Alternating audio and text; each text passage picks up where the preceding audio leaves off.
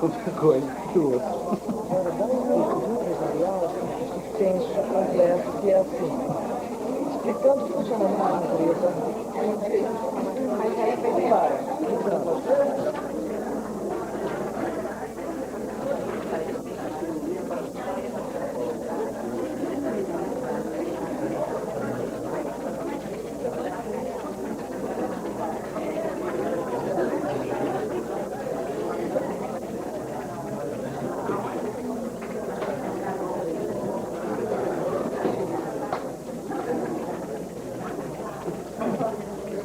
Quiroga também atrasou um pouco agora por causa da estrada. Vou botar a culpa nele. Certo? Gente, deixa eu falar só um pouco, 5 minutos, nós estamos muito atrasados, mas eu tenho que falar a respeito e fazer alguns agradecimentos, porque não é todo dia que nós fazemos 10 anos de encontro de astrologia. Uma ciência que não é ciência, uma arte que não é arte, uma ciência que é arte, não é isso? Geralmente fala, é uma ciência arte, porque tem cálculo, então é lindo, mas também tem a parte que é artística da astrologia, que é os símbolos e as interpretações. Tá certo. O objetivo dos encontros de astrologia que a gente promove no CEP é derivado dos encontros, dos cursos, que eu estou aqui há 13 anos, eu e também agora a Márcia e a minha história. Nós estamos aqui. Então, com o passar do tempo, houve uma necessidade de fazer algo maior, principalmente porque na Baixada Santista também não havia esses eventos grandiosos, né? Eventos grandiosos eu digo, por quê? Para a gente poder levar a seriedade da astrologia a qualquer lugar que seja. Eu acho que a gente tem como objetivo aqui a questão da astrologia e a seriedade que os profissionais vêm exercendo. Tá? Eu quero agradecer também ao SESC, principalmente que abre esse espaço, em nome do gerente do SESC, que é o senhor Antônio Porto Pires, a pessoa que me ajudou sempre no começo, quando eu iniciei os encontros de astrologia, é a Deise Cabral de Mello, que não é mais minha coordenadora atualmente, e a nova chefe do setor, aqui que organiza conosco, que é a Eliana e a companhia, que é Edna, Eliana, Ana, Juliana, tudo com Ana. E todas estagitárias. Trabalho no turismo. Estranho, né? Tudo bem, não entendi nada, mas tudo bem. E toda a equipe do SESC que tem acompanhado a gente aqui, que trabalha indiretamente, que não aparece o nome, mas eles sempre estão ajudando o nosso trabalho. Tá certo? Inclusive, as pessoas de bastidores. Uma outra questão também, as pessoas que trabalham no jornal, jornalistas, jornais da Baixada Santista, incluindo os colunistas, tá, desses jornais, as TVs, as rádios e também as lojas comerciais que deixam que a gente coloque nossos panfletos para divulgar. Isso é importante também e muitas vezes é esquecido. Também aos alunos, as pessoas antigas e as novas que estão fazendo astrologia, muita gente aqui que eu não vejo faz muito tempo, fiquei muito feliz de estar aqui. Muito obrigado. Aos astrólogos que vêm, muitas vezes vão dar palestras posteriores, certo?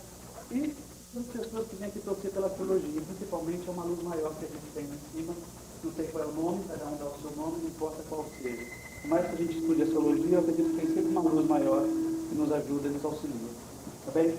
Buscar Quiroga é psicólogo de formação e astrólogo por profissão. Responde atualmente pela coluna de astrologia do jornal Folha de São Paulo e anteriormente pelo Estado de São Paulo. Professor de Hatha Yoga, dá atendimentos no seu consultório em São Paulo. Ele vai abordar sobre como a astrologia hoje, com mais de 6 mil anos de existência, tem evoluído com o passar dos tempos, citando alguns astrólogos famosos, proeminentes, inclusive astrólogos de reis. Né?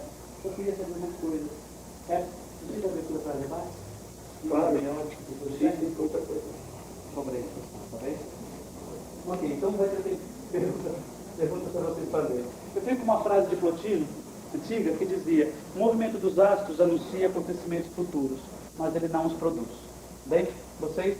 Obrigado. Vocês, basicamente, tentar pensar junto com vocês se a astrologia, né, já que tem 6 mil anos, e nesses 6 mil anos ela tem se alterado ou evoluído. principalmente. Né? Se tem acompanhado, de alguma maneira, a evolução que naturalmente aconteceu em 6.000 anos de humanidade. Muitas coisas evoluíram. A astrologia, de alguma maneira, acompanhou esses 6.000 anos de evolução. Vamos ver, então, se a astrologia também evoluiu junto.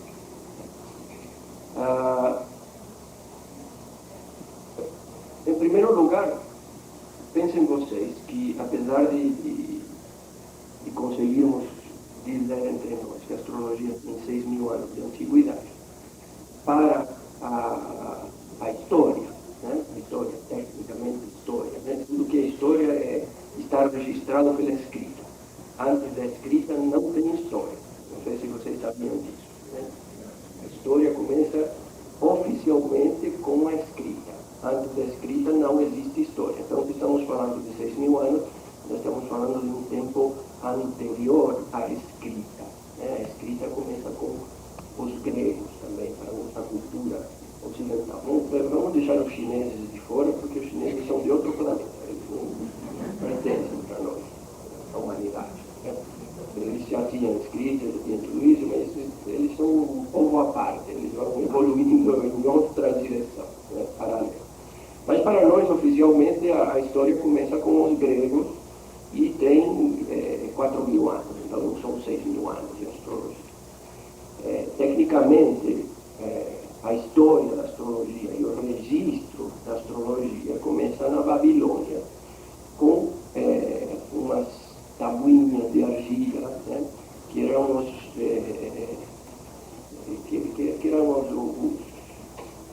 os dizeres que os astrólogos enviavam ao rei, especificamente o rei Assurbanipal, né? E estamos falando então do ano 650 a.C., isso são 2.700 anos. Esses escritos diziam assim: quando Júpiter estiver em frente de Marte, chegará o trigo, e homens vão ser sacrificados, ou um grande exército vai ser sacrificado. Quando Marte se aproximar de Júpiter, haverá grande devastação no país. Quando Marte se aproximar de Júpiter, o rei de Akkad há de morrer, e as colheitas do país prosperarão. Quando a lua aparecer em sua carruagem, o domínio do rei de Akkad prosperará. Quando a lua estiver no seu ponto mais baixo, um povo estrangeiro será submetido ao rei.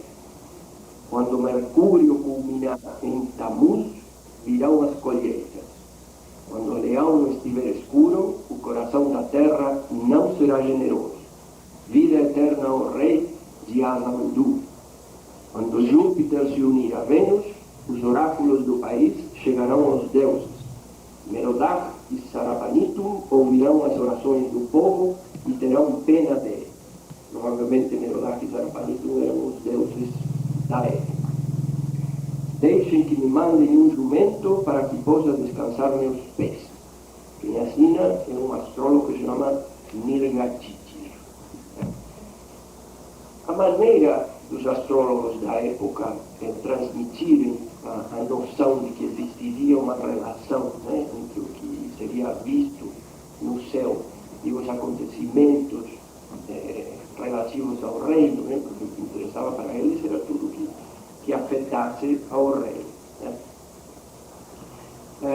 Tinha uma conotação verdadeira de causa e efeito. Né. Não teria possibilidade de você escapar de qualquer destino terrível ou de qualquer destino grandioso se tal configuração estivesse acontecendo bem naquela época em determinada situação.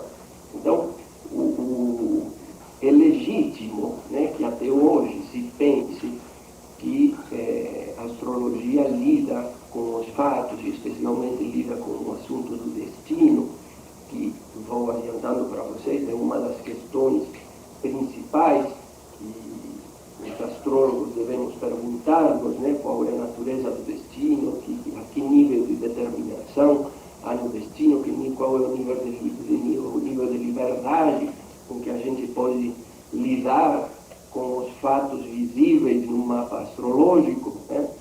É nesse sentido, nessa pergunta, né, o que é destino e até que nível liberdade, e essa liberdade serve para quê? Se há um mapa também, né? E em volta dessa pergunta que vamos responder justamente se a astrologia está evoluindo e se é possível estabelecer uma relação criativa em relação a respeito de qualquer informação astrológica, né, que consigamos entender. Mas durante muito tempo, né, mesmo antes do que está escrito, não podemos saber o que era antes. Evidentemente a astrologia é mais antiga que os registros da Babilônia, especialmente porque na Babilônia já se nota que a astrologia era um assunto um pouco decadente, né? Era um assunto de poder mais do que um conhecimento em si mesmo. Né? Por que era um assunto de poder? Porque imagine um astrólogo, né, que no ano 700 a.C. conhecesse o momento exato de um eclipse. E que nos meses anteriores ao eclipse ele aterrorizasse o rei, especificamente, né, dizendo: confia em mim, eu sou poderoso, eu farei com que Deus oculte o sol. Então, imediata hora. E aí vai aterrorizando o rei, vai aterrorizando Deus. O rei, no dia do eclipse, ele começa a fazer um aparato ritualístico, né? E desse aparato ritualístico, para quem não conhece a astrologia, né, a possibilidade de saber exatamente o momento de um eclipse, fica parecendo que a causa do eclipse é o sacerdote estabelecendo um ritual, né, invocando os deuses, e que esses deuses então respondem ao poder específico desse sacerdote astrônomo.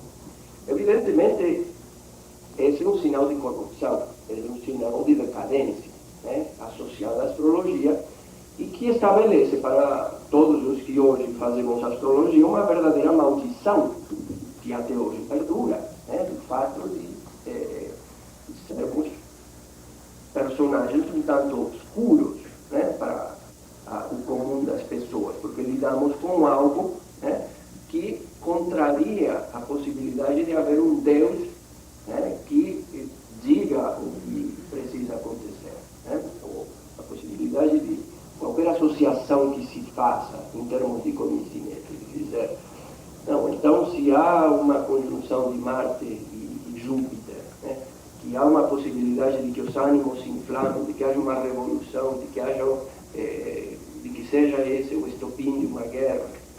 Então, para que há Deus? Se há os astros que podem dizer isso para os humanos, qual é a função do Deus? Então, não haveria uma função verdadeira do Deus. Mas há deuses, há literaturas sagradas, e quase todas essas literaturas sagradas se opõem sistematicamente ao conhecimento astrológico, porque ele é conflitante com qualquer desígnio divino, né? As literaturas sagradas dizem que acima de tudo está Deus, então que Deus estabelece os desígnios do jeito que ele bem entender, ou que ela bem entender, depende da religião, né? Do jeito que bem entender. Não há uma ordem, senão que há uma vontade, né, superior a qualquer tipo de conhecimento que possa ser absorvido pela humanidade.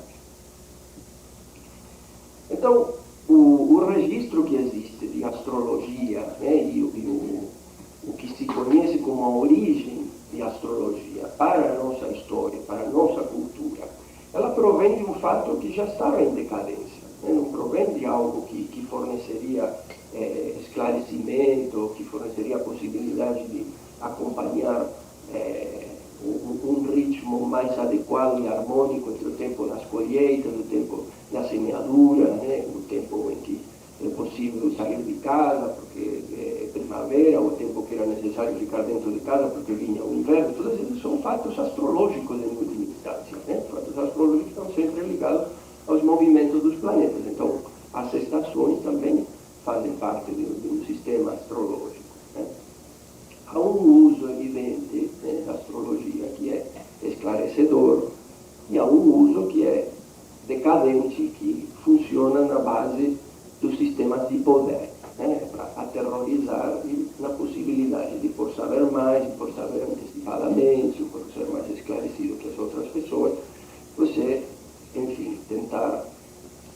um pouco mais de poder e de influência.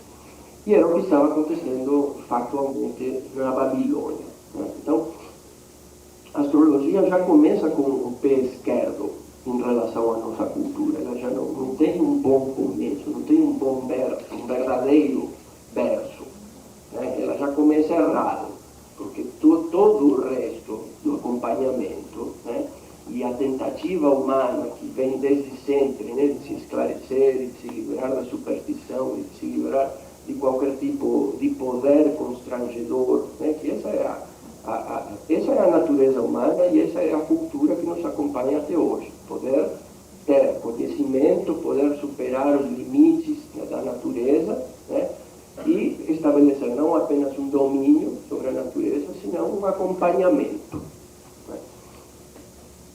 Até hoje estamos fazendo isso, mas no momento em que vai acontecendo uma divisão, né, do conhecimento humano entre aquilo que seria ligado às religiões, né? Então não teria uma explicação.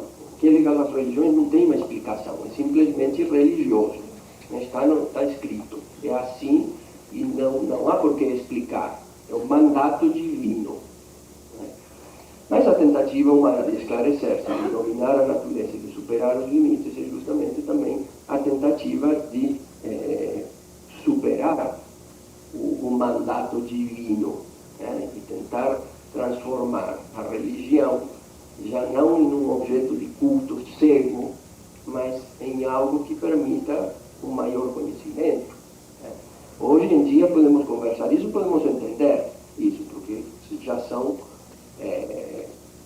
3.000 anos de tentativa, né, desde os gregos, que a razão está tentando se impor sobre a fé e sobre o ato místico, né, tentando observar a natureza, entendê-la, catalogá-la, acompanhá-la e, em última instância, dominá-la em proveito próprio.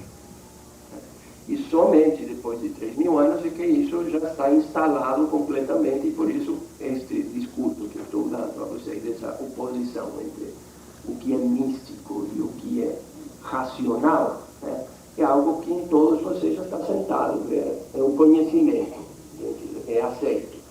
Mas há 200 anos já não era tão aceito isso. Ainda havia uma confusão muito grande entre o que era religioso e o que era da razão. É uma tentativa que a duras penas tem sido feita. E de alguma maneira a astrologia tem acompanhado isso. Ela tem passado ao longo do tempo, né, se transformando de um mero objeto de culto, né, e onde o próprio conhecimento astrológico serviria não para esclarecimento, senão para um uso de poder, né, para se transformar em um sacerdote que teria um conhecimento superior ao de qualquer outra pessoa, né, com o qual poderia ser previsto o futuro, que é sempre insondável, né. A astrologia, de alguma maneira, tem acompanhado essa história, né, mal que mal, meio aos trancos e solavancos, mas tem acompanhado a máxima evolução possível só começou a ser feita a partir desse século, né, em que a astrologia mudou de um sistema netamente determinista, né, onde as configurações planetárias são basicamente objeto de entendimento que é uma causa e efeito, que não há como uma conjunção ou uma quadratura de Marte e Júpiter não ser estopim de uma revolução ou não trazer à tona um movimento social que venha quebrar, né, com as regras instituídas, né. Mas já estamos adiantando muito, vamos acompanhar um pouco desde a Babilônia. Antes da Babilônia, estava dizendo, então a astrologia com certeza já existia, mas ela existia como uma tradição oral, né? Então há apenas algumas pistas de que ela já existia, de coisas escritas relativas a Egito, né? O arquiteto das pirâmides, o tal de Imhotep, né? Evidentemente hoje também sabemos de que para a construção das pirâmides houve toda uma observação dos céus, para que janelas dela apontassem para tais e quais estrelas, então a própria orientação delas está ligada aos pontos cardinais, tudo isso hoje sabemos, mas naquela época ninguém sabia, só tinha algumas pessoas que sabiam disso. Né? Mas se tinha algumas pessoas que sabiam disso, esse conhecimento foi passado para frente. Né? Há escritas cuneiformes do ano 1700 a.C., que já vão relatando o movimento dos planetas.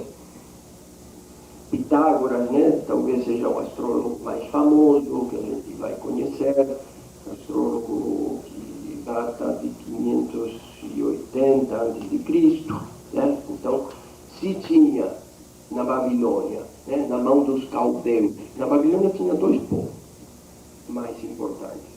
Tinha os assírios, que eram os donos específicos do império, e tinham os caldeus, cuja especialidade era a astrologia, justamente. Né? Então, falar caldeu e falar astrólogo naquela época era a mesma coisa. Os caldeus eram os astrólogos.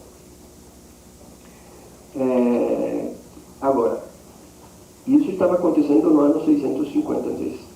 No ano 580, Pitágoras já estava na Grécia e sabemos que Pitágoras já era um pouquinho mais avançado, né? Ele foi inventando algumas coisas que até hoje perduram e que são muito importantes, né? Toda a geometria, a teoria da música, né? A teoria da harmonia, que não é meramente teoria, é uma prática de harmonia, né?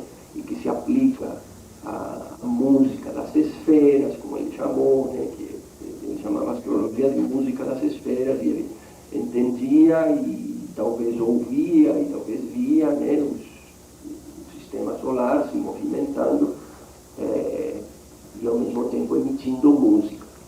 Você tem que considerar que isso para aquela época era um avanço dos diabos, entender que houvesse um movimento no céu, né, e que a Terra participasse do movimento, porque não havia como, né? Hoje é possível, hoje temos fotografias disso aí, então nós sabemos que isso acontece, mas naquela época só se tinha a imaginação, né, para entender essas coisas. Né? E imaginação não é sinônimo de fantasia, a imaginação nesse sentido é sinônimo de percepção clara e nítida da realidade.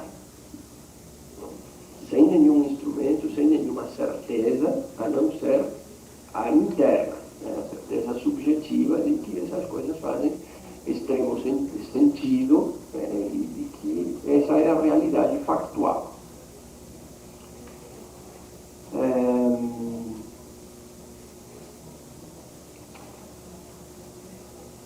Empédocles, né, um tal era um médico na época, né, que também associou a astrologia com os processos de cura, né? Ele introduziu a teoria dos 4 elementos, né? Tudo isso, todos esses tipos de conhecimentos foram se agregando, né, ao sistema astrológico. Né? E o primeiro grande tratado de astrologia que foi escrito, ele só vai ser escrito no ano 200 da nossa era, né? Como compilação de todos esses conhecimentos que os próprios caldeus, né, que os árabes já tinham estabelecido, porque os árabes sempre foram grandes astrônomos, né, tinham todos eles mesmos criaram instrumentos para a medição do movimento das estrelas. Né. O primeiro grande tratado foi ser escrito no ano 200, né, pelo tal de Ptolomeu, né, que ele escreve o Tetrabiblos e o Centilóquio, né, que nesse tratado se calcam todos os livros de astrologia que hoje estão escritos, todas as leituras que hoje, você vê na livraria, tem milhares de livros, mas todos eles se originam desse tratado. Essa é a fonte. Né? Se originam e vão fazer releituras à medida que o tempo passe. Né? São todas releituras, reinterpretações, simbolizações, delírios, alguns que não têm o menor fundamento, mas todos apoiados nesse tratado de astrologia, né? Que é o básico. É aí que ele descreve a natureza de todos os aspectos, a natureza de todos os planetas, a natureza de todos os signos, tese intrínseca de cada movimento astrológico, e depois todos o resto serão releituras.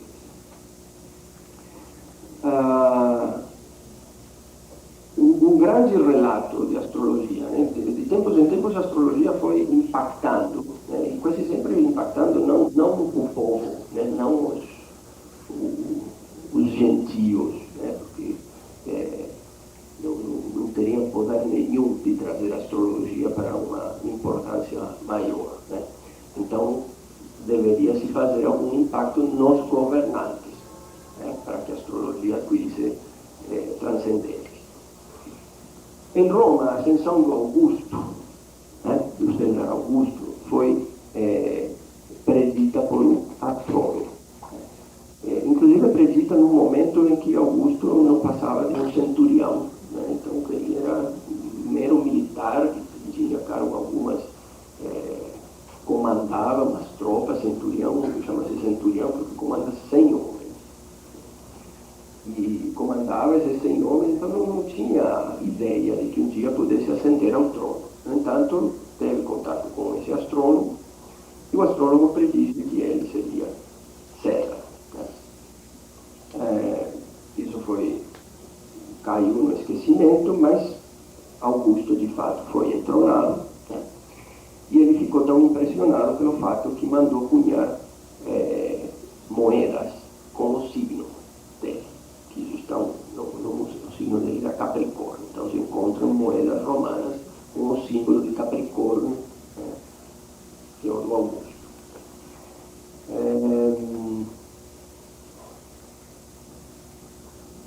O tempo vai passando, né? A astrologia de alguma maneira vai ficando, sabemos que ficou porque hoje estamos conversando sobre ela aqui, né? E grandes personalidades realmente foram afetadas, algumas ligadas diretamente ao processo religioso, né? Como o Santo Agostinho, né? Que Agostinho é basicamente quem fundamenta todo o código de ética do cristianismo, né? E como as coisas, o que é certo e o que é errado, porque 300 anos desde o começo do cristianismo ficou enfim, bastante disperso o cristianismo, não tinha um código específico, não tinha uma leitura do que devia ser feito para ser cristão, né? A não ser amar o próximo como si mesmo, mas isso era muito difuso, precisava de ser uma coisa de regras básicas, né? Essas regras básicas foram escritas por Agostinho, né?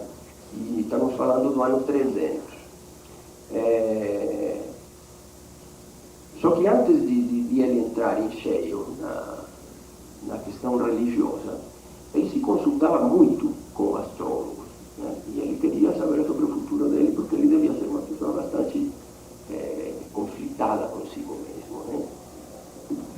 E quando ele abraçou, de fato, a causa religiosa, ele determinou, então, que a astrologia não podia ser verdade. Esse foi o primeiro ponto, né, de divisão e de contrariedade para a astrologia, porque até lá, mal que mal, a astrologia fazia parte do mundo, né, como qualquer outra coisa, era uma das correntes religiosas que se apoiava em fatos do céu, né. Até lá não teria tido nenhum problema, né, como o problema que hoje encaramos, que a astrologia é vista como coisa do demônio, basicamente, né? O primeiro grande golpe foi dado por Agostinho, realmente, porque ele criou uma influência tão forte no movimento religioso, e basicamente essa influência forte ele exerceu se opondo, né, ao conhecimento astrológico da seguinte maneira, dizendo de que Deus é que determina o destino dos homens, né? E que por isso o destino nunca poderia ser lido numa configuração planetária, porque a configuração planetária faz parte da criação de Deus, né? E que Deus não se submeteria às configurações planetárias, né? E portanto que a astrologia seria um absurdo, né? Não teria como estudar astrologia faria com que os homens se resignassem ao destino, né? Quando, na verdade, eles teriam a possibilidade de se redimir, né? Seguindo a vontade de Deus, né? E de que teriam, então, o livre-arbítrio. Né? Ele levanta a questão do livre-arbítrio, da liberdade. Só que, né, o interessante do livre-arbítrio agostiniano é que ele tem apenas duas possibilidades. A liberdade humana só tem duas possibilidades para Agostinho. Ou você se salva submetendo-se a Deus, ou você se perde. Você escolhe uma das duas, né? Então, de qualquer maneira, a liberdade, no sentido agostiniano, é uma submissão, é uma perda de liberdade. Ou perde para o destino, ou perde para Deus, mas está perdida a liberdade. Só haveria a possibilidade de escolher entre perder o quê e com quem. No entanto, houve um impacto cultural muito forte, né? Até hoje isso reverbera e até hoje a oposição à astrologia se exerce exatamente nesse ponto, né? De que como, aonde fica a liberdade humana, né? Se nos astros é possível já enxergar toda a trajetória de uma pessoa, né? E até que nível, então, por isso que levantei logo no início, é realmente em volta dessa questão, né, de entendermos qual é o nível em que se opera esse destino astrológico, né, em que nível se opera a liberdade, né, e como que a gente administra tudo isso. Né. Na resposta que um astrólogo possa dar a essas perguntas é que reside a grande parte da possibilidade de acontecer uma evolução na astrologia, se é que está acontecendo uma evolução, né? Porque acredito que nenhum de vocês, eu pelo menos não tenho resposta total a essa pergunta, né? Do que é destino, do que está predeterminado, até que nível a gente muda as coisas, se é possível superar, como é que faz tudo isso. É uma resposta muito difícil de ser dada, né? Mas é uma pergunta legítima e uma pergunta muito importante. O tempo foi passando, né? De tempos em tempos o Tratado de Ptolomeu foi reescrito muitas vezes, né? Às vezes por personalidades bem interessantes, como o tal de Proclus, né? Que no ano 500 ele fez uma releitura disso. Antes disso já tinha tido Plotino, que era discípulo de Platão, e de Pitágoras, que ele talvez foi o primeiro a entender. Ele é contemporâneo de Agostinho.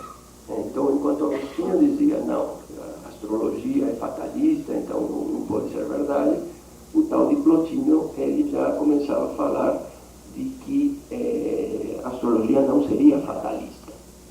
Olha que cara moderno, né? No ano 200 ele já falava de não haver fatalismo na astrologia. Isso é realmente moderno, porque só hoje que a gente pode entender, ou só hoje talvez que a gente queira entender que não há fatalismo, né? Porque se a gente não tem uma resposta ainda sobre qual é a porção de destino predeterminada e como funciona a trajetória escrita, também não podemos afirmar de vez juntos, né, de que a astrologia não é fatalista ou de que há uma possibilidade muito grande de superar, né, uma trajetória escrita no mapa.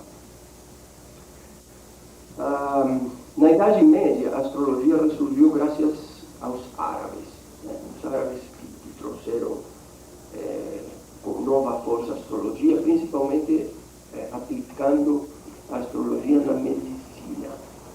Né? Na medicina, principalmente nas cidades de Granada e Sevilha. São duas cidades onde a astrologia teve uma importância fundamental e uma grande ligação com o sistema médico. Né? Claro, eles reviveram toda a teoria dos 4 elementos, né? Os tratados de Hipócrates, de Empédocles. O interessante é que entre árabes e cristãos, evidentemente, não havia muito acordo naquela época. Né? Muito pelo contrário, estavam em guerra contínua, os cristãos e os árabes. Né? Então, como é que a astrologia sai do mundo árabe e entra no mundo cristão? A função de mensageiros coube ao povo judeu naquela época, porque os judeus tinham bom trato tanto com os cristãos quanto com os árabes, porque eram comerciantes, então tinham de ter bom trato. E nesse comércio, nessa atividade mercuriana de trazer, de levar as coisas, é que os judeus cumpriram a função, então, de absorver essa renovada força da astrologia e trazê-la, introduzi-la para o mundo cristão. Quando chega o ano de 1200, é que aparece um tal de Santo Tomás, o Tomé, tem que vir para cá. Por que de Tomé vem essa questão de vir para cá? Porque ele é que radicalmente estabelece a função do intelecto na percepção da realidade. Antes do Tomé, a experiência subjetiva era muito importante para qualquer ser humano. A sensação que ele teria, os sonhos, era uma experiência extremamente importante que dizia respeito da realidade na vigília. Então, a percepção da realidade, do que aconteceria e do que não aconteceria, dependia muito de uma experiência subjetiva.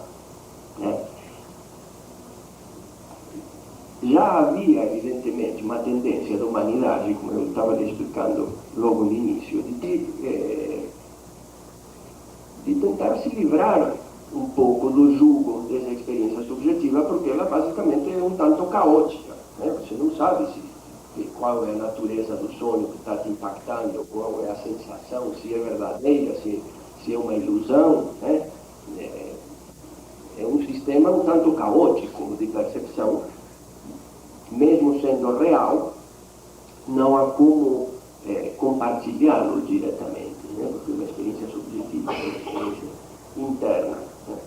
Então, com essa tendência da humanidade já tentar se livrar do jugo da experiência subjetiva e de estabelecer padrões mais objetivos de percepção da realidade, no ano de 1200, o Tomé, é que dá uma pancada dura no conhecimento humano, dizendo que nada chega ao intelecto, nada chega à percepção humana, que em primeiro lugar não passe pelos sentidos físicos. Então isso já estabelece uma diferença radical, porque a experiência subjetiva não necessariamente passa pelos sentidos físicos, é uma experiência interna, um sonho. O sonho não passa pelo tacto, não passa pelo gosto, não vem de fora para dentro, vem pelo contrário. A subjetividade tem movimentos de dentro para fora. Porque aí vem o tal de Tomás de Aquino e diz: chega, vamos pôr ordem aqui no conhecimento humano, e essa ordem específica só pode ser feita indicando que a percepção da realidade ela é real desde que primeiro aconteça objetivamente.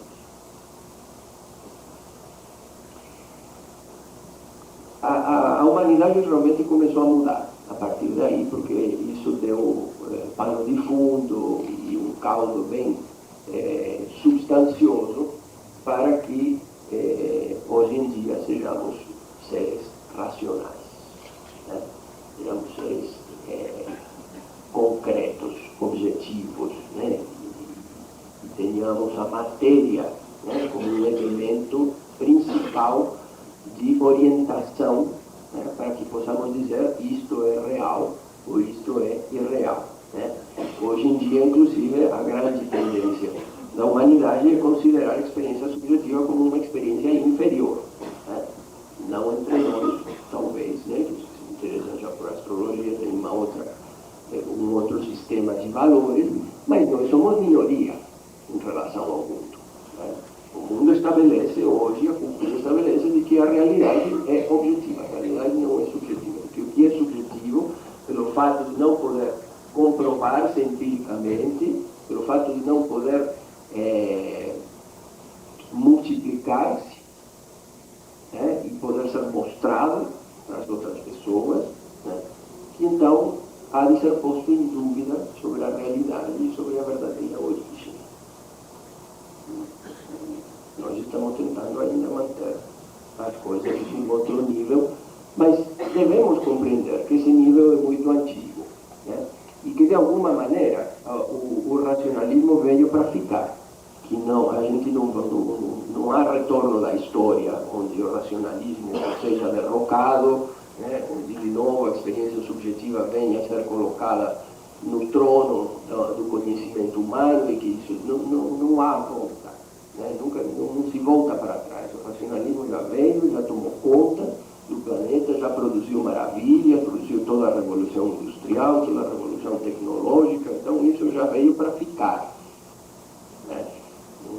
Não há por que considerar a experiência objetiva e a experiência do racionalismo inferior à experiência subjetiva, né? Não cometamos o mesmo pecado que o racionalismo comete em cima da gente, considerando a subjetividade inferior por não poder ser comprovada, né? É um movimento irreversível. O assunto é ver como, então, né, no nosso caso a astrologia, mas isso engloba todos os conhecimentos subjetivos, né? A psicologia, inclusive, está incluída nesses conhecimentos subjetivos. Tanto quanto a astrologia, a psicologia e a psicanálise hoje têm muita dificuldade de ser consideradas ciências, né? Por quê? Porque os resultados não são sempre os mesmos. Então não é possível estabelecer leis objetivas de causa e efeito, né? Onde você faz assim no neurótico e sempre vai reagir da mesma maneira. Não tem isso, né? Tem a subjetividade entre a causa e o efeito, que é imponderável. Não é reproduzível sempre na mesma situação, que isto é a lei da ciência. A filosofia da ciência estabelece que no âmbito do laboratório as experiências sempre tenham de dar o mesmo resultado. Se sempre dão o mesmo resultado, então é ciência. Se não, desculpe, mas não é ciência, né? Então, nesse sentido, a astrologia, factualmente, ela não é uma ciência. Não há por que chamá-la de ciência, porque entramos em choque com o que a filosofia da ciência estabelece e é a que manda. Porque que ela se apropriou desse nome e não tem como voltar para trás, não tem como dizer, não, a astrologia é uma ciência. A astrologia não é uma ciência, né? Isso não quer dizer que a astrologia seja inferior por não ser uma ciência, né? Não é desprezível pelo fato de não ser uma ciência, é um conhecimento, né? E é um conhecimento que se mantém vivo e está o tempo inteiro renascendo das cinzas, quando parece que lhe assestam o último golpe, né? Por exemplo, quando chegou o Santo Tomás de Aquino e estabeleceu isso, que todo mundo achou fantástico, e já se faziam experiências de laboratório, já era o germe da ciência, pensou, bom, então acabou a astrologia. No entanto, a astrologia até hoje continua, né? 200 anos depois em que veio o aparente golpe fatal que acabaria com a astrologia para sempre, que é dado pelo tal de Copérnico, que ele descobre que a Terra não é o centro do sistema solar. E por não ser o centro do sistema solar, então todo o conhecimento astrológico cai por terra, porque a astrologia diz que a Terra está no centro do sistema, né? E todo o resto gira em volta. Enfim, realmente foi um golpe duro, né? Descobrir que não era a Terra, assim como é um golpe duro para um ser humano que evolui e se torna adulto, descobrir que o mundo não gira em torno da gente, né? É um golpe duro que nem todo mundo supera e que nem todo mundo aceita, que é uma experiência que todo mundo passa, é uma experiência que todo mundo passa porque faz parte de se tornar adulto, né? Faz parte das iniciações adultas, né? Superar a visão de que o mundo gira em torno do ego da gente, né? De que as coisas existem graças a que a gente existe, de que elas têm significado porque a gente existe dando significado para elas. essa superação, né, em vez de ser um golpe fatal para a astrologia, foi o golpe que lançou ela para a vida adulta, né, porque tirou a astrologia da fase autocentrada. Dizendo, não, todas as coisas se referem ao planeta Terra, né, e o universo existe graças ao planeta Terra. Se fala muito em psicologia de revolução coperniciana, mesmo, né? Quando as crianças precisam superar a fase do ego autocentrado e descobrir de que, né, o centro não está em lugar nenhum. Né? Inclusive, se volta depois, é possível depois voltar ao fato de que há um autocentramento sem ele ser neurótico, inclusive na própria astrologia, porque considerando que o universo é infinito, o Sol não é um verdadeiro centro, tampouco. O próprio sistema solar faz parte de um monte de outros sistemas solares que giram em torno de outro centro que se chama de galáxia. Né? E de que a própria galáxia provavelmente também faz parte de outro sistema de galáxias que gira em torno de vai saber o quê. A gente vai fazendo esse tipo de evolução, né, aceitando de que há outros centros, né, e enquanto você vai descobrindo outros centros, também a consciência vai se expandindo e encontrando outras possibilidades. Bom, Copérnico, de qualquer maneira, ele ajudou também, deu uma força para todo o processo cientificista, né, que de forma irreversível se instalou na humanidade. O próprio Galileu, né, sabe-se historicamente, o próprio Galileu, a astronomia não devia dar muito dinheiro na época. Né? E o que o Galileu fazia? O Galileu levantava mapas astrológicos, ele consultava as pessoas, né? Que era uma das coisas também que a igreja não gostava. Né? O próprio Galileu não era muito bem visto pela igreja, todo mundo sabe, isso é histórico, né? De dizer que a Terra não se mexia. Né? Porque vocês têm aí, né, que o grande poder contrário ao processo cientificista sempre esteve na mão das religiões, e a astrologia faz parte do mundo das religiões, muito mais que do mundo da ciência, né? Muito mais que do mundo racional. Dos astrônomos tinha o Galileu, que praticava astrologia. O interessante é que ele prediz longa vida ao patrão dele, né, o que dava grana para ele, que era o Duque de Toscana, que morreu 2 semanas depois. Como astrólogo, ele deixava bastante a desejar. E também, aí vinha o desejo dele, né, como o Duque de Toscana passava o dinheiro para ele, evidentemente ele queria que vivesse para sempre. Né? O Kepler, né, também um grande cientista, né, em 1571 viveu até 1630. Ele também, para viver, ele escrevia almanaques astrológicos e fazia horóscopos pessoais. Né? Então vemos que mesmo 200 anos depois de Copérnico descobrir, né, que a Terra não seria o centro do nosso universo, a astrologia ainda tinha importância dentro da camada chamada cientificista. Né? Nessa mesma época, os astrólogos, em 1524, teria tido uma grande, assim como vai ter em maio do ano que vem, uma grande conjunção planetária no signo de Touro. Né? E em 1524, essa grande conjunção planetária foi em Peixes. Né? E aí todo mundo achava que ia ser o dilúvio, né? Faz sentido, Peixes, grande conjunção planetária, então dilúvio. Né? Não aconteceu nada. Em 1588 também, predizeram grandes catástrofes. Uma coisa grande, interessante, que as grandes predições são sempre relativas a catástrofes. Tudo negativo, o fim do mundo vai acontecer. Nunca acontece nada, sempre na vida contínua. Em 1666, né, também cabalístico, meia-meia-meia e tal, em Londres, William Lilly disse que ia acontecer um incêndio em Londres e que ia ter peste. Aconteceu. E o resultado, William Lee foi levado à corte e julgado porque acusaram ele de ter provocado um incêndio em Londres.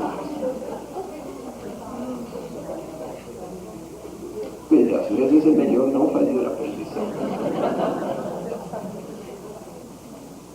Newton, né, conhecido Newton, que estabelece todas as leis da gravidade, né? Realmente, Newton é o que, de fato, ele estabelece uma ligação mais verdadeira com o conhecimento, né, e com a ciência. Porque ele começa a estabelecer as leis da física, né? As leis da física já são uma descrição dinâmica da realidade, né? Não é meramente mecânica, né? O mecanicismo, de alguma forma, ele permeia tanto a ciência conhecida hoje quanto a própria astrologia, né? A mecânica dos astros, né? E as leis de causa e efeito. Mas ele já estabelece uma ligação mais dinâmica. Só que, de fato, a coisa envereda para o domínio da razão, né? E é onde a época de Newton, né, já são final dos 1600, né, 1600 para 1700. Essa aí já é a aurora do que se conhece como o iluminismo, né?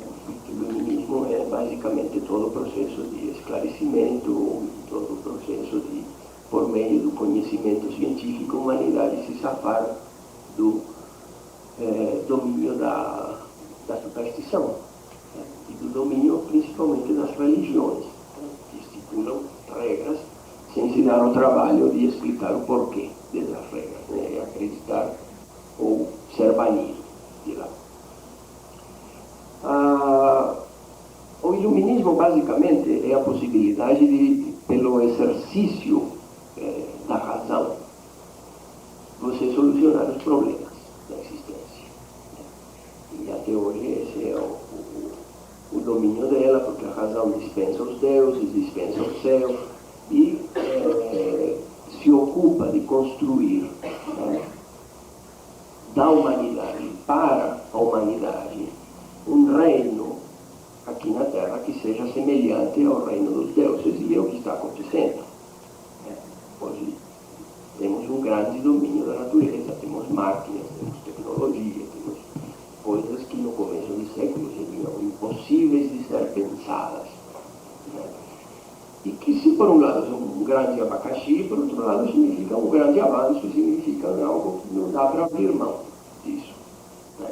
Não dá para você não usar telefone, ainda dá para não usar computador e não usar internet, daqui a 5 anos talvez não dê mais para não ter um computador, mas ainda dá. Teve ainda outros fatos interessantes, né, que são hilários. Na França tinha aquele escritor Voltaire, né? Era um escritor bem cínico, bem engraçado, na forma que, aliás, tem um livro que se ocupa de destino, né? Que chama Zadig ou O Destino, seja, é muito bom ler esse livro, porque já é uma descrição romanceada, né, da possibilidade do destino realmente ser algo fechado, e da possibilidade do ser humano se safar dessa predeterminação, né? O assunto é que 2 astrólogos previram a morte de Voltaire aos 32 anos. Voltaire viveu 64. Né? A essa idade, dos 64, ele escreveu uma carta bem cínica de desculpas aos astrólogos por não ter morrido antes. Só que, sabe-se que aos 32 anos ele foi desafiado a um duelo por um nobre que ele teria sido morto, a não ser que, mas ele foi preso e foi parar na Bastilha. E isso salvou ele, porque se ele fosse a duelo, com certeza ele morria, porque ele não era um homem de armas. Ele era um homem de pluma, né? Ele era um escritor.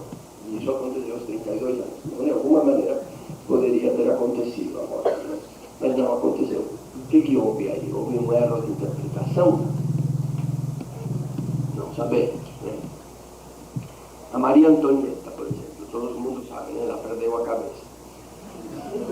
Nasceu no mesmo dia do terremoto de Lisboa, em 1740, um terremoto que destruiu Lisboa. Ela teve um horóscopo, em geral, para os reis se levantavam os horóscopos e faziam as festas astrológicas, né? O horóscopo dela era tão negro que não se fizeram as festas. Não quiseram nem olhar. Bom, o cientificismo e o racionalismo, ele de fato tomou conta para sempre, né, de uma forma já de absorver todo o conhecimento humano e de estabelecer as leis do que seria verdade ou mentira. Bem recentemente, são 150 anos, isso aconteceu em 1850, né, com o advento do que se chama de positivismo, que estabelece as leis, que se chama de filosofia da ciência, que diz então o que é ciência e o que não é ciência. Para se opor, né, a esse domínio excessivo da razão, que é estabelecido pelo positivismo, é que advém o romantismo, né, e que volta toda a questão lírica e poética da experiência subjetiva, justamente, né, de não ser apenas aquilo que é percebido materialmente, mas aquilo que pode ser experimentado subjetivamente. É no seio desse romantismo, né, e, aliás, a humanidade acaba sendo influenciada por essas duas correntes, né, chegamos ao início deste século, e basicamente no início deste século o que vai dar um novo gás à astrologia, né, é o advento da psicologia como conhecimento humano, porque a psicologia estabelece já uma relação, né, de primórdio de ciência, né, que está tentando catalogar a experiência subjetiva e, pela experiência subjetiva, corrigir os exageros, né, as neuroses e a psicose, mas ao mesmo tempo entender de que a humanidade, ser humano, é um pouco mais amplo, né, que meramente a experiência objetiva do sentido, né. A astrologia, com certeza, ela se apropria da psicologia, né? Então ela é somente neste século que ela supera de fato um terreno determinista e entra no terreno do simbolismo, né, onde Marte já não é um deus, onde já não é uma força, né, que faz com que a gente fique mais agressivo aqui, né, mas é um símbolo, e como símbolo ele possibilita muitas interpretações. Isso a meu ver, uma evolução, que como toda evolução tem o exagero, né? Assim como o racionalismo é uma evolução que possibilita toda a revolução mecanicista e toda a revolução tecnológica,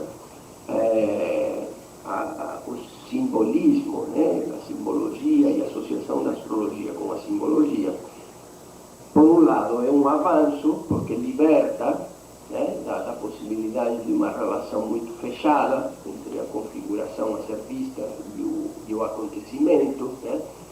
Hoje em dia a tendência astrológica é de interpretar-se mapas nesse sentido simbólico, né, onde você vai dizer para os clientes de que isso é uma tendência, de que isso não é uma coisa fechada, né, de que isso não é um efeito de um raio que sai de Marte e que vai obrigar a pessoa a faça isso ou aquilo, né?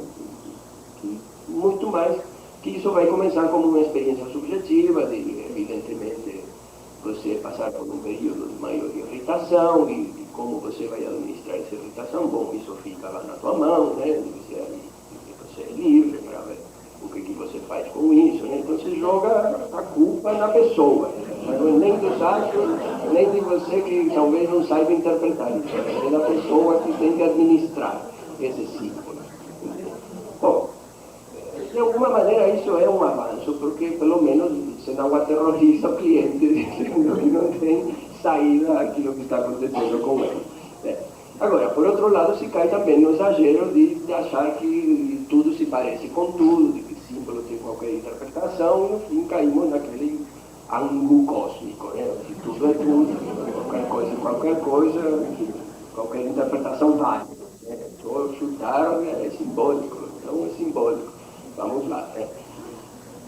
Há limites para o simbolismo também. Tem uma dimensão que é de uma trajetória. Né? Mas chegamos, né, ao final desse século, já no outro milênio, e o assunto simbólico está, em princípio, bom, toda a evolução atual está se dando de uma forma muito mais acelerada. Né? Então, o que levava 500, 1000 anos antigamente, agora leva 100 anos, não leva mais. Né? A própria psicologia, a própria psicanálise está destruindo os parâmetros e entrando num plano já de nova realidade.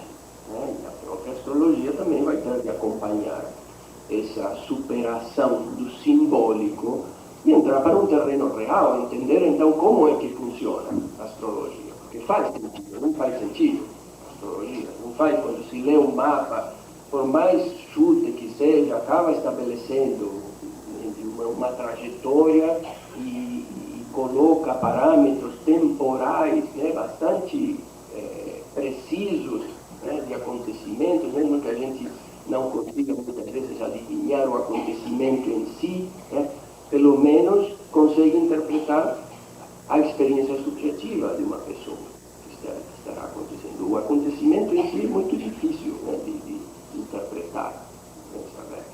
Mas tem uma experiência subjetiva que é real. O próximo passo é esse que vamos tentar dar.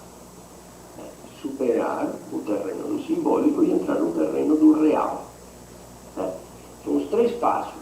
A astrologia se manteve, tanto quanto o conhecimento humano, se manteve no terreno imaginário até hoje. Imaginando que o céu, inclusive, seria uma bola de metal, com furinhos, né, por onde entraria a coisa. Por que uma bola de metal?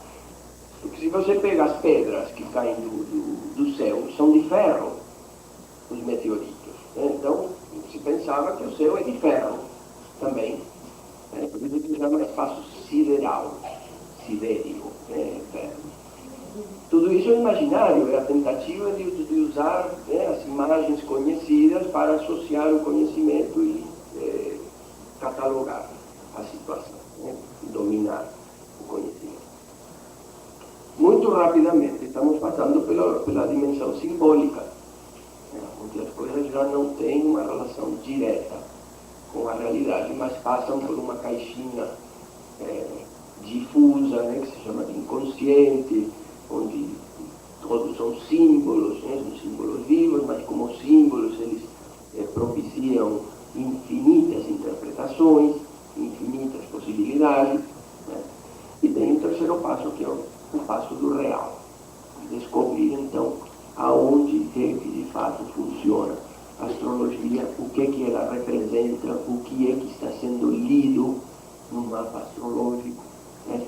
Que tipo de vertente do destino e o que é essa coisa que a gente chama destino.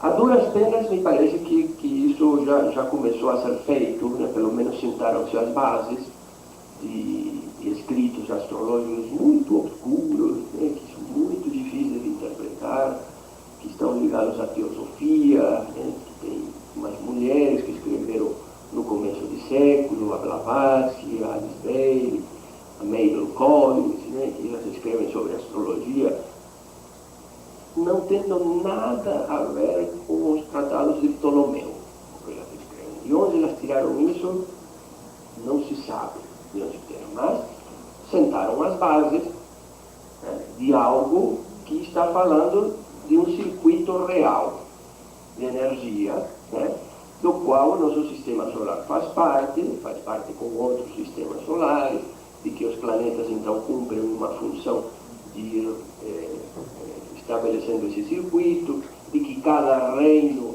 de vida que evolui no planeta Terra também faz parte desse circuito. e que então cada reino de vida tem uma função específica em relação a esse circuito. Função quer dizer que tem uma trajetória, também que se sai do lugar e se espera atingir determinado estado, né? No caso da humanidade. No caso dos minerais, por exemplo, o que os minerais querem ser? Os minerais querem ser pedras preciosas. É o melhor que se pode ser um mineral. No reino animal, os animais, o que é melhor que podem ser? Eles querem ser animais domésticos, eles querem estar perto da humanidade, né, para absorver dialeticamente aquilo que a humanidade pode oferecer. E o que a gente quer ser quando for grande? O que a gente quer ser quando for grande? Talvez queira ser anjo, né, quer estar mais perto de algo que faça superar, né, todos esses limites que a gente vive. Há uma função específica para a humanidade como um todo, em primeiro lugar, né? E em último lugar para os indivíduos isoladamente. Mas isso eu acho que é bastante claro de se perceber, de que quando a gente está falando de circuitos cósmicos, né, é muito mais importante imaginar a praia que um grão de areia dessa praia, né? Que um grão de areia ele perde sua importância em relação à praia. Primeiro vamos ver o que fazemos com a praia e depois vamos ver, inclusive se um grão de areia não estiver muito ajustado, vamos pô-lo para fora, conquistá-lo, né? Primeiro a praia. Então, em primeiro lugar, a humanidade como parte desse circuito tentando sintonizar-se, né? Absorver a energia, metabolizá-la, transformá-la, né? E em última instância, distribuída. Aí é onde entra a função da humanidade. E aí, então, é que a interpretação de um mapa adquire uma conotação mais real, né?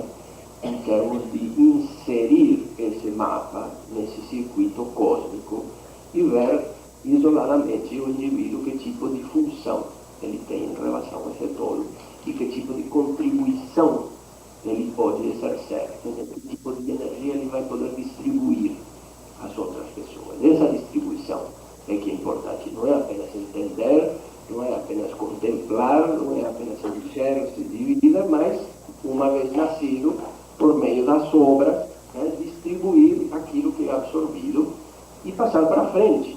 Né? E nesse passar para frente que acontece essa distribuição e continua se cumprindo o circuito, que é um circuito que parece que sofre sobressaltos, né, o tempo inteiro, porque não é todo mundo e nem é cada um de nós que distribui isso o tempo todo. Em geral, né, tem o tal do medo que faz com que a gente se recolha, que a gente não faça o que poderia estar fazendo, né, de que não se atreva a experimentar, de que não se atreva a seguir em frente. Então, a distribuição não acontece fluidamente o tempo inteiro. Aliás, bem aos trancos e solavancos acontece essa distribuição. Para todo mundo, não é uma prerrogativa de pessoas de baixa evolução, de pessoas especiais de fazerem essa distribuição. Então, todos têm esses trancos e solavancos. Né? Mas parece ser uma pista interessante, né, para a astrologia. Entender a astrologia como um método, né, como um conhecimento de perceber essa função, né, de uma parte pertencer a uma outra parte. Não se pode nem dizer o todo, porque o todo é realmente incompreensível. Né? Estamos falando de dimensões muito, muito extensas. Né? Até as que fazem parte do dia a dia da gente são muito extensas. Uma hora de tempo é um período muito extenso. Né? Em termos de cronológicos pode parecer muito pouco, mas em termos de órbita da Terra ao redor do Sol são 108 mil quilômetros. Né? A Terra anda 108 mil quilômetros ao redor do Sol, o sistema solar acompanha o braço da galáxia no seu movimento, que para dar uma volta só demora milhões, né? 1,5 milhão de anos, que parece. Para um braço voltar ao mesmo lugar que estava antes, 1,5 milhão. E pode ser 2,5 milhões também, mas o que interessa para nós? 1 milhão mais, 1 milhão menos? Faz diferença para nós? Não faz diferença nenhuma. Já falar 100 mil já é um absurdo de anos. Então, são coisas que não fazem sentido. Mas fazem sentido em termos de velocidade, porque a gente está montado nisso.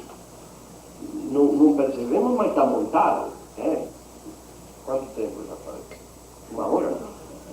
1 hora. Então, já andamos 108 mil quilômetros em 1 hora. Eu levei mais do que isso para vir de São Paulo até aqui, e a Terra dá 108 mil quilômetros de um tranco só, incansavelmente. E apesar de não perceber, a gente está montado nisso. Então, certa dimensão da gente coexiste com isso e funciona também a 108 mil quilômetros por hora. Então, em certos estados de consciência, em certos momentos, cada ser humano pode sintonizar-se com isso, desde que tenha capacidade de sintonizar-se, porque se eu me sintonizo assim, no triste, a 108 mil quilômetros por hora, é uma vertigem danada. Isso é. Então, não é apenas sintonizar-se, mas conseguir suportar o tranco. Então, a gente suporta o tranco daquilo que pode suportar o tranco. Não dá para perceber os 108 mil quilômetros por hora, porque é muito para a gente. Aquele movimento do braço da galáxia imprime uma velocidade no sistema solar de 300 km por segundo.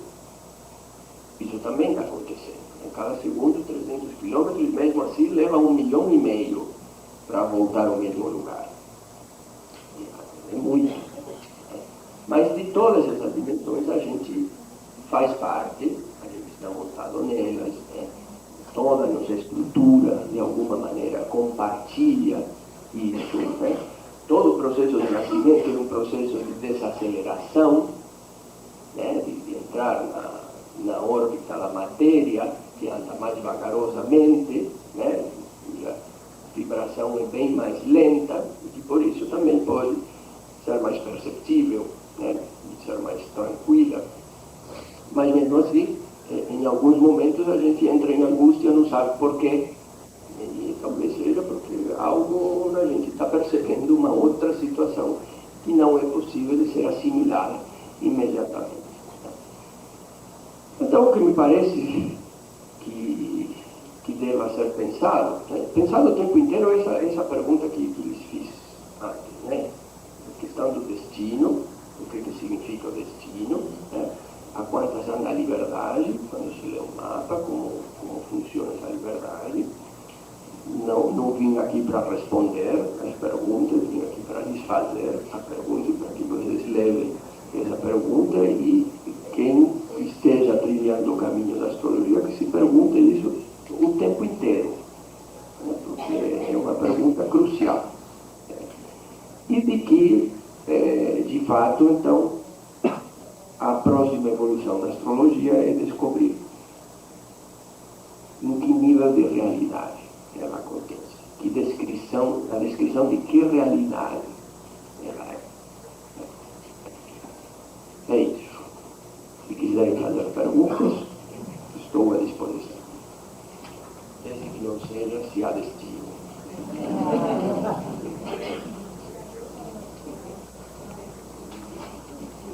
Olhe tudo isso que você apresentou. Como conciliar a astrologia tradicional, não sei se se pode chamar tradicional, a astrologia de que nós estamos falando, com a astrologia que está começando a ter muita aceitação. Olha, para quem não ouviu, ela está perguntando como conciliar a astrologia tradicional, a astrologia ptolomaica, com toda a evolução simbólica, todo o passo simbólico, com a astrologia cabalística.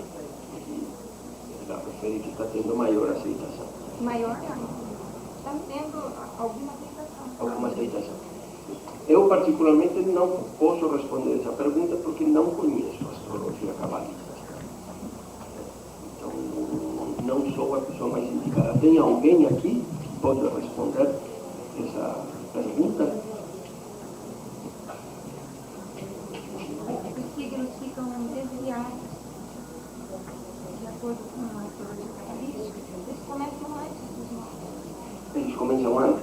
já por causa da precisão dos equinócios. Gente, por que eles começam mais? Eles começam sempre na primeira lunação, né? Lua nova, e sempre coincidem. Talvez porque seja uma astrologia lunar, né? Basicamente, isso aí faz parte também de uma evolução. A astrologia está ligada à evolução do calendário, né? E a passagem de ano lunar para ano solar é uma modernidade também que nem todos os povos já aceitam. Os judeus, por exemplo, até hoje estabelecem um ano de acordo com tem 13 meses, são anos lunares e toda a contagem de tempo é lunar. O fato de poder ter sido medido o ano solar bem especificamente, isso é muito, muito moderno e levou 1.600 anos para ser feito, né? Começou, a primeira tentativa foi com Júlio César, no ano 75 antes de Cristo. Ele contratou, já estava extremamente defasado, né? Porque eles tinham uma contagem de tempo muito mal feita, então os dias foram se acumulando e as estações já começavam numa época completamente diferente do que dizia o calendário, o que trouxe uma bagunça dos diabos, porque aí já as épocas de plantio, de colheita já não mais eram seguidas pelo calendário, já não batiam mais com a realidade, e isso trouxe problemas de colheita de impostos, porque já não tinha, então se não tinha produção, não tinha mais colheita de impostos, então o César teve de colocar ordem nisso aí. Contratou-se um astrólogo, cujo nome não lembro, que ele mediu um ano mais pifou no cálculo. Né?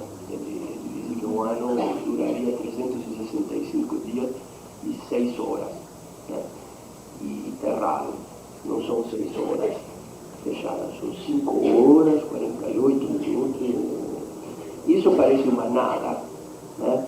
Mas em 1582, que foi feita até lá foi o calendário juliano, depois de 1582 começou o calendário gregoriano, que foi quando conseguiu se medir exatamente quanto durava o tal do ano. E nesses 1.600 anos se acumularam 11 dias de defasagem. É muito. Então, esse processo de calendário, a astrologia sempre teve uma função muito importante, né, na questão do calendário. E, enfim, não sei se é isso que você está dizendo. A questão da defasagem dos signos é outra questão também que serve para a gente apanhar, né, da opinião pública, dizendo, não, mas o signo e a constelação, por exemplo, nasce em Áries, mas a constelação de Áries já não está mais aí e tal.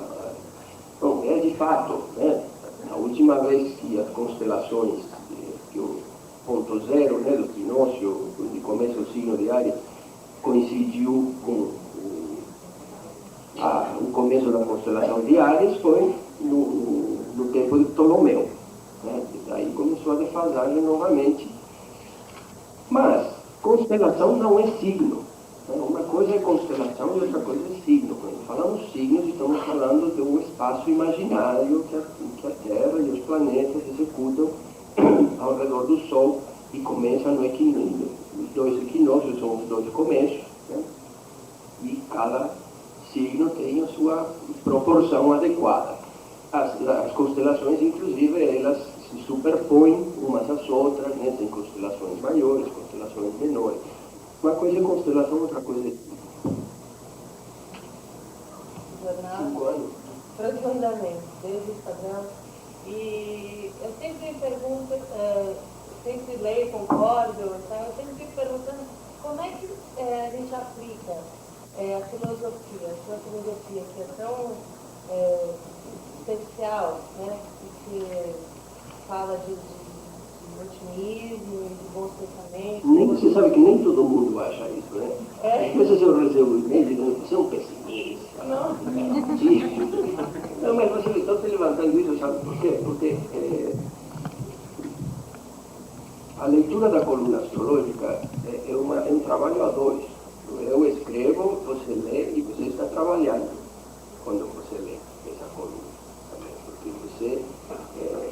torna capaz de utilizar esse tecido de palavras, né? E é uma literatura específica, uma literatura oracular, que te permita que nas entrelinhas você veja refletida a tua realidade objetiva, que eu não poderia nunca desviar, muito menos numa coluna. E fácil aplicar nos exercícios. Mas a minha pergunta, eu sempre me pergunto, é como é que a gente pode aplicar essa filosofia numa família, por exemplo, que passa fome? Ou numa... Assim, eu imagino que uma pessoa que tem dificuldades muito maiores que as nossas, né? Lê a sua coluna e fala para o medo ou para qualquer outro... Olha, basicamente, eu acho que é difícil responder essa pergunta, mas tem uma pista que é a seguinte. O drama não está na situação em si. Eu conheço muita gente que vive fazendo drama em cima de nada. Eu suponho que você também conhece que vive batendo a cabeça e por quê? Porque quando foi sair a escova de dente não estava no lugar que deveria estar. E faz um drama que coloca toda a família polvorosa. É horrível, entende? Então, você vê isso do lado de fora e diz, o que está acontecendo com essa pessoa? Entende? Por que ela não é feliz? Por que ela não consegue ser leve em relação a uma situação? Eu não vou poder te dizer que conheço, mas suponho que existam pessoas que passem fome, que isso não significa um drama terrível. Claro, se você passa fome um mês, acho que deve ser um drama muito objetivo e difícil de superar. No entanto, é o relacionamento que você tem com os acontecimentos. Né? Essa é uma das pistas também que eu encontro para entender a questão do destino e a liberdade. O destino só tem um fato. Agora, não tem uma maneira só de você administrar esse fato e de relacionar-se com esse fato. Se você faz um drama de tudo, não vai precisar de muita coisa para você ter uma relação dramática com a existência. Né? Vamos concordar que tem dramas bem objetivos. Passar fome é um drama bem objetivo. Né? Em primeiro lugar, você vai ter de solucionar isso e depois ir a um astrólogo, porque o astrólogo não vai poder fazer muita coisa por você para te dar de comer, entende? Não tem uma dimensão, entende? Primeiro, tem uma... A astrologia não é para todo mundo, entende? Você tem de concordar. Para as pessoas que passam fome, a astrologia não pode fazer absolutamente nada. Entende? Ela não tem nenhuma função que lhe interessa saber se os astros funcionam, a alma, não interessa absolutamente nada. O que interessa é descobrir um órgão público que possa fornecer pão e leite para, em primeiro lugar, voltar à realidade e ter um pouco mais de calma. Aí sim, a filosofia é uma questão bem elitista. A filosofia não é para todos. A filosofia sempre foi barriga cheia, de ócio. O que você vê?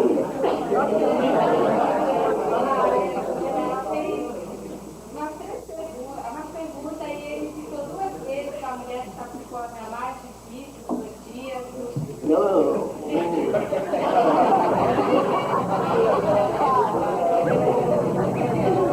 Eu acho mulheres todas difíceis. Não tem jeito, né? Eu acho que é difícil. Eu falei, caramba, bateu. Olha, mas você não imagina quantas desculpas eu já tive de pedir para mulheres de Capricórnio por causa dessa bendita entrevista. Não. De fato, eu acho mulheres todas difíceis, como homens.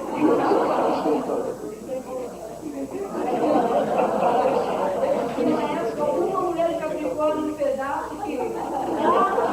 Não tem. É muito pelo contrário. Minha esposa é de Escorpião.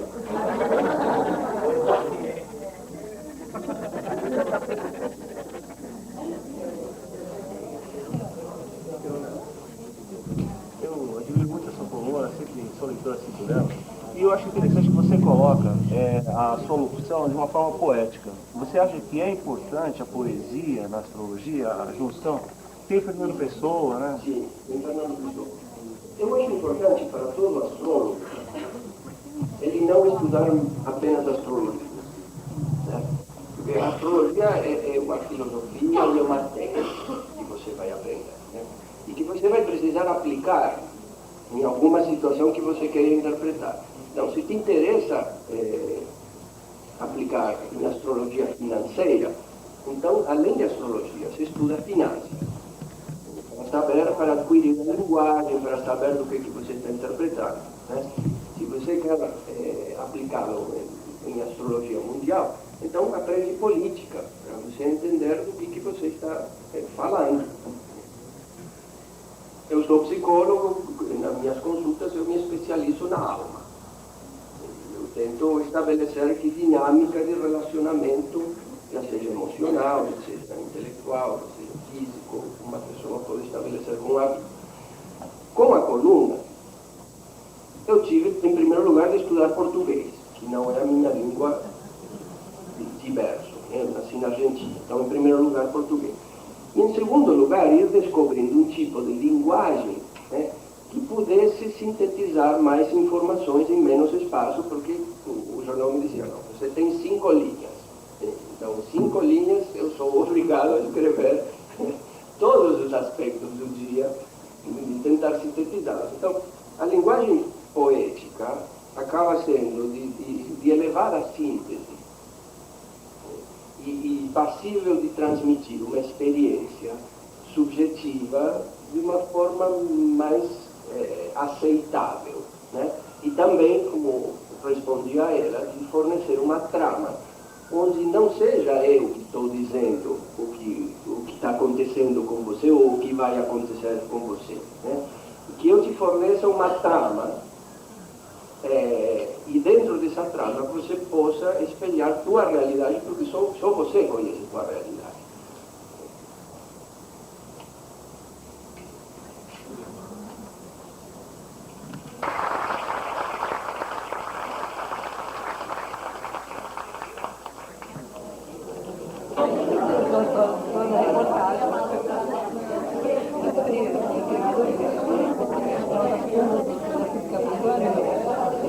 Ele vai como que é o plano.